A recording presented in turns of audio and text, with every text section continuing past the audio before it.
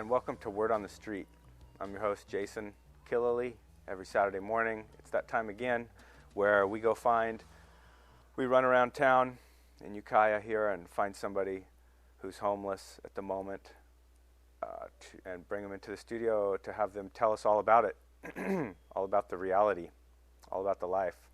So this morning, our guest is Justin Malugani. I'd like to welcome you to the show. How you doing? Yeah, I'm doing great. Thank you very much for coming in. Thank you. So Justin's been homeless for a year. He's lived in Ukiah since he was a kid, like a teenager, 12. Sorry, let's be clear. And we're just going to start off with the life story and then get to the now and the reality of everything. So why don't you start by, you told me about your first 10 years. You were taken away at a young age and stuff like that, and you remember a few things and maybe don't remember others, but so you said that you have a recollection of being 3 or 4 and your dad was really nice to you and Yes, sir. And what else? What was your mom like and what happened? Well, my dad was really nice. He'd go to work every day and he'd bring home stacks of cash for my mom. That's all I can really remember. And she would be, she wouldn't be polite to him. She wouldn't treat him the way he deserved. And you could perceive this even at a young age of 3 or 4? Yes, sir. Interesting. So she had her problems. Well, yeah, she was cheating on him. Mm-hmm. And she, I know this because she would take us over to, she would take us over to what she was doing. Who's us? Me and my brother. Yeah. She thought you were too little to really understand or Yes, know? Sir. But that wasn't the case? No, sir. You picked up on it? Yes, sir. Was your mother nice to you? Or she was kind of vacant? She wasn't. Really? She was nice, but wasn't there, you know what I'm saying? She was all strung out on drugs. Uh-huh. She was spreading her butter way too thin. So then what happened? Well, for some weird reason, I remember her wigging out on my dad and then splitting up. And then we were in a garage or something. And then the police came to get us, or the feds or whatever they were, came to get us, and they took us away to this facility. And my grandfather came and got us from the facility, after like 2 weeks. And he took us to Reno, Nevada, and we grew up, me and my brother had a wonderful life in Reno. What's the garage? That's where we were. With your parents or without them? With my mom. She was like living in someone's garage or something. Sure.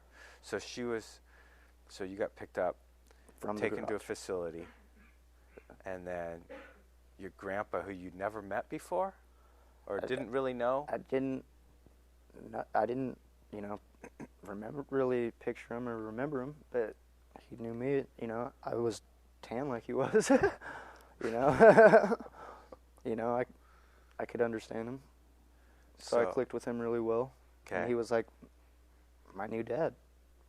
And he raised me, taught me and my brother, how to be responsible. You and your brother, and he picked you up when you were 3 and your brother was 5. Yes, sir. And he said, "I'm your new dad." Basically.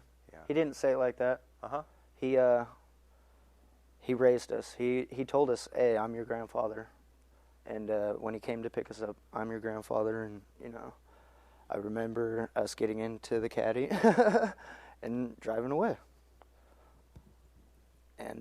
Or the Oldsmobile, whatever it was. It was a nice car. Cool. And we drove away. He took us to Reno, and we lived a wonderful life. He had like this like little ranch thing out back, you know. He had motorhomes, and there was the main house, and there was motorhomes out back, and he had his like little shindigs out back, and he raised us right, you know, taught me how to landscape and farm, and taught us, you know, self-respect and self-discipline. So he disciplined you guys, Yeah. and back when you were a kid, Yeah. you didn't like that. You're No, grumbling. not at all. Yeah. Not at all. We wanted to run away. Yeah. Me and my brother, well, you know, we were just plotting as little kids, you know. We wanted to run away. We thought he was mean because we really weren't watched, you know, before that. So, not really used to the correct way. Wanted to run away. So, but now you appreciate it. I love him for that. You talk to him much? He just passed away. How long ago? A little over a year ago. Yeah. My condolences, man. Thank you. Sounds like he was a good guy for you. It was wonderful. Yeah. A real man. A real man. No grandma there? He had a wife at the time. Okay. Yeah, I had a grandmother. Uh-huh. D. Ford. Yeah, she did good for us. I ain't gonna deny that either. Yeah. So that is a good picture, you know? Yeah. And then 10, 11, 12, and when you were 12, the picture changed. Yeah. What happened? Well, I got into middle school, and you know, started to get into the, you know, middle high school scene, and the scene changed.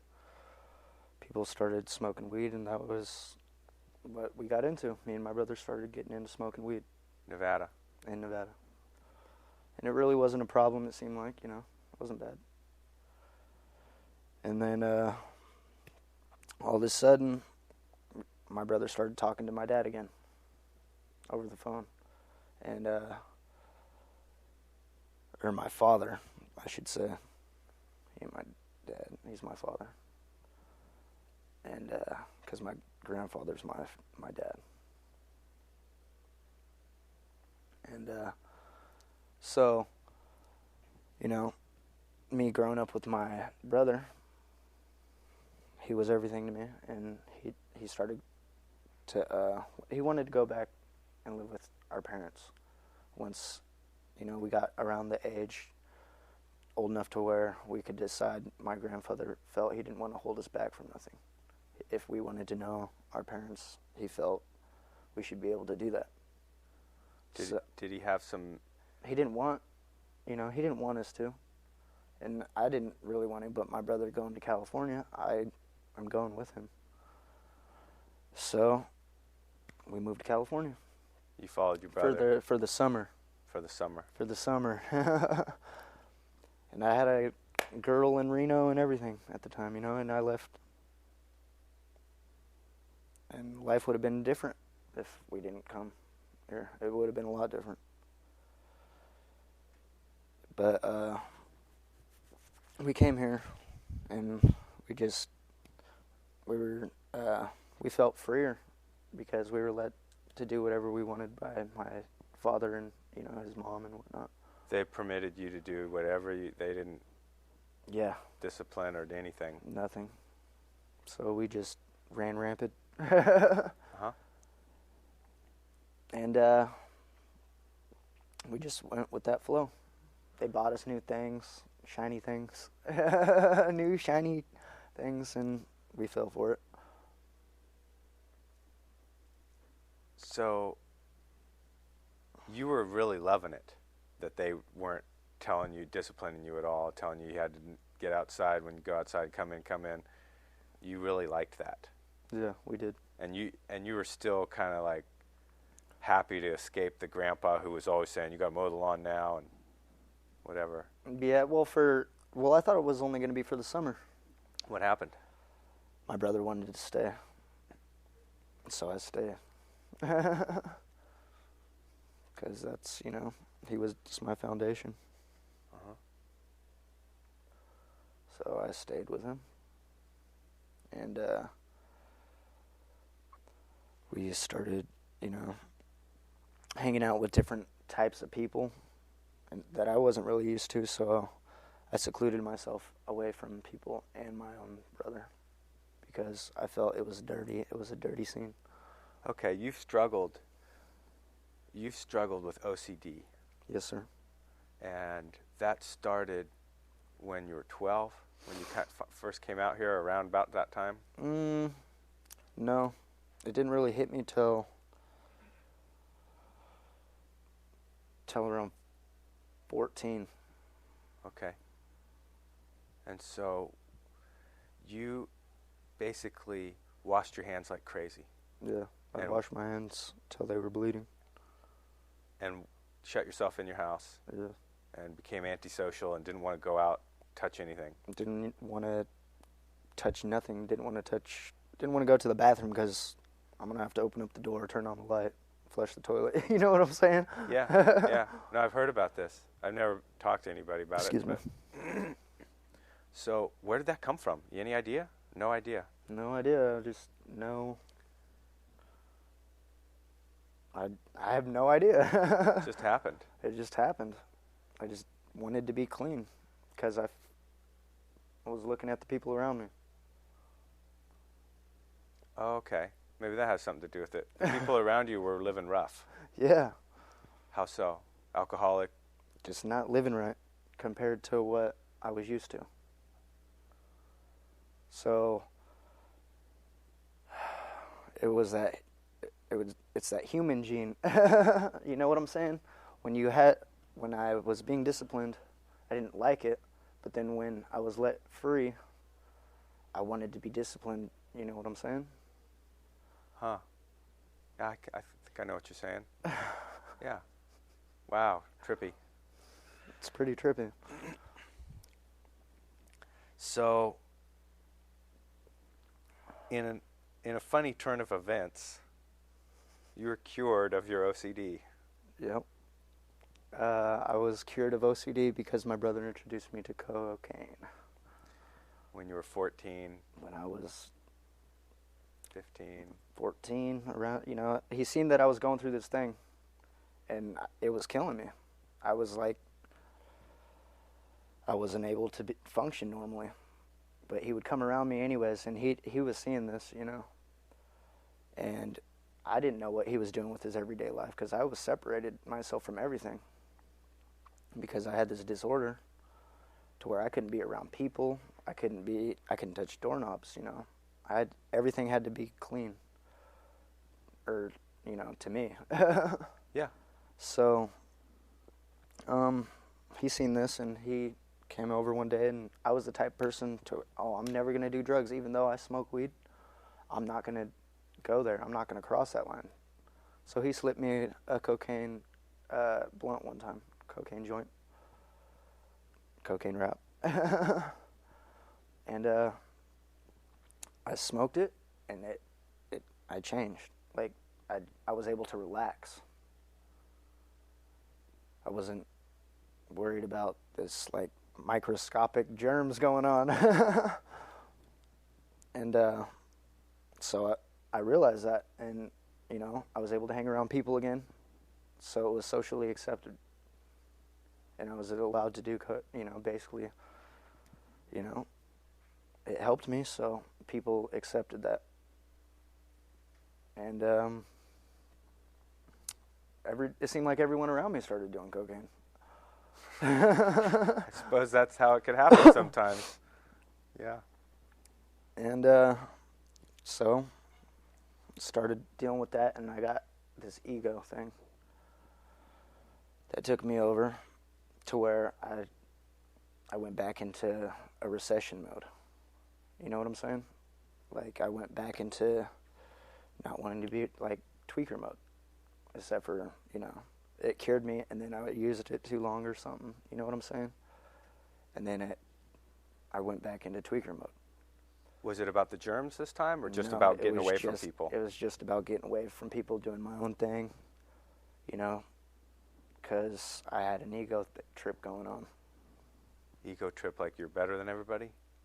Almost like it was all about me. And it being all about me, I separated myself from my brother again. Because I couldn't trust him, you know, and have him see everything, you know. And then me losing track and going into that recession mode, my brother passed away during that time. And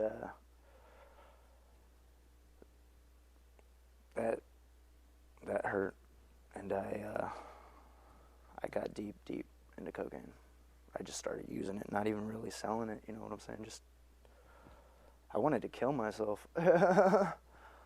He was your hero. I was lost, you know, I was lost without him.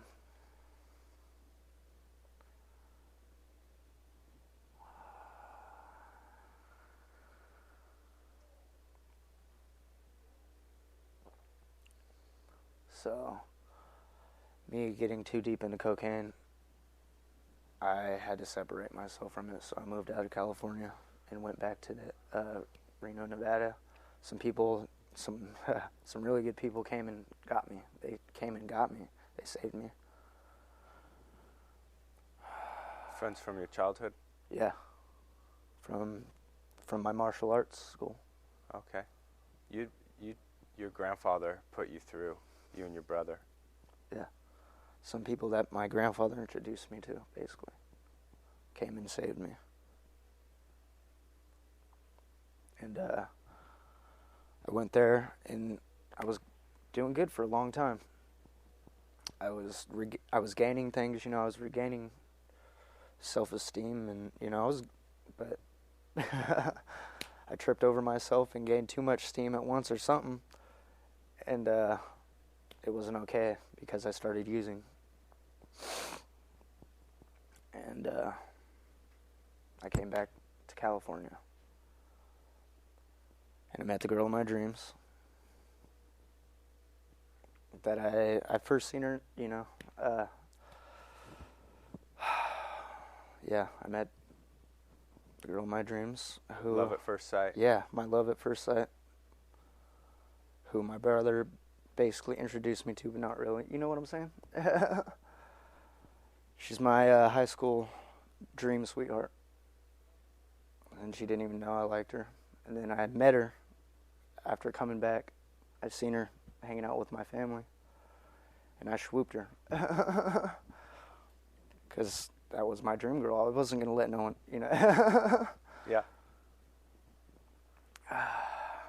So I fell in love with her. And I was still messed up at the time, though. You know what I'm saying? But dabbling. Yeah, I was dabbling, and I was still messed up, and I swooped her under, or whatever it was, you know. When I seen her, it was love at first sight. So I took her, and, you know, we got a place together. And everything was going good, and I didn't realize it. I was blind. I was blind. And her loving me so much and me using, still trying to get off cocaine, still.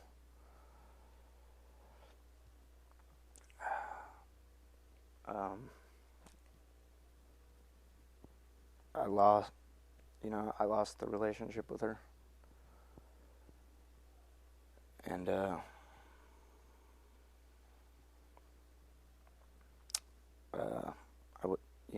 went through it. We went through problems to where I went to jail and we were separated.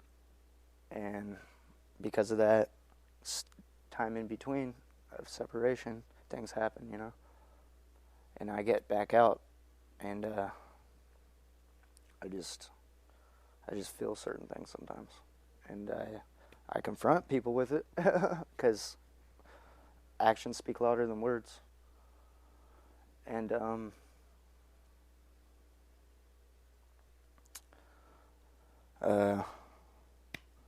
so me knowing what I thought I knew, and confronting them with it, and the truth hurts. And what happened? Well, she relationship problems. You know what I'm saying? She cheated on me. Oh, okay. And not to say she didn't have a right to, because I was an asshole to her. But still, that's trouble. That's painful. Yeah. So. Well, what'd you do to her? Just yell at her, or beat her up, or? I wasn't right to her. I wasn't right to her. Period. I didn't give her the respect she deserved. Period. And I didn't see that. And she had every right to do what she did. That's the way I feel. But I took her away because I was lied to a lot. And you took her away? Like, I moved her to Reno because I didn't know what was going on, if she was wronged or if she wronged me.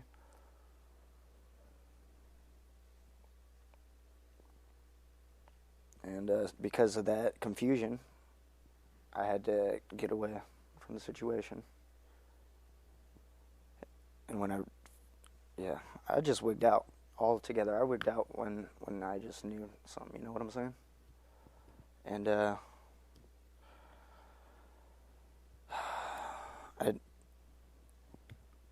was sitting with her one night and we were talking, and I asked her what she wanted out of life, Like, what do you want? And her views changed. And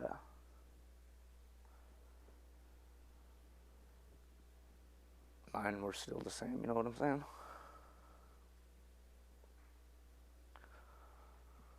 So I had to let her go. She dumped you? Well, I made her dump me.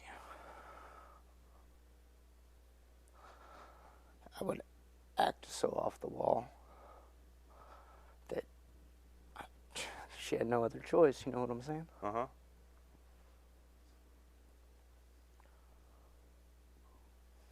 So then what happened? That was something that came and went. You had your time, and then you left, and you're still struggling with using to some level. Yeah, and then I came back home. Okay. And I was still dabbling because I was going through it. It was rough, And you switched. Had you switched yet? What do you mean? From cocaine? Oh, yeah. No. I totally, because of my my baby and my baby's mama, I couldn't do cocaine no more because it was a downfall for her and me. And so I switched. I wouldn't allow cocaine around no more, basically, because I can't have two parents messed up. You know what I'm saying? Oh, the baby's mama was using? Okay. Yeah. Sure. I couldn't have two parents messed up. I had to have supervision over my daughter at all time. Excuse me. So I would make sure that she was sober, and I would still be dabbling, which wasn't acceptable. She cheated on me.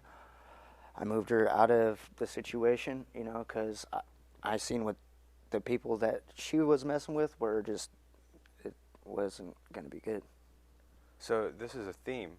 You've had women that you've moved out. You've taken them away from the situation. You did that with the girlfriend. And then, are you talking about the same woman? Yeah, I love her. You have a baby with your high school Yes, Dream sir. girl. Okay, I thought there were two different women from our talking. Okay, excuse me. No. Okay, I understand now. So, I have loyalty above all loss. how, you have what? Loyalty above all loss. So how was it that you moved from cocaine to meth? What was the logic of that? I was trying to get off. If cocaine helped me get off this OCD, If cocaine helped you get off the OCD, right? meth could help me get off cocaine. And how did that go? Well, I'm definitely not using no more. I'm definitely not using no more. How long did you do meth for?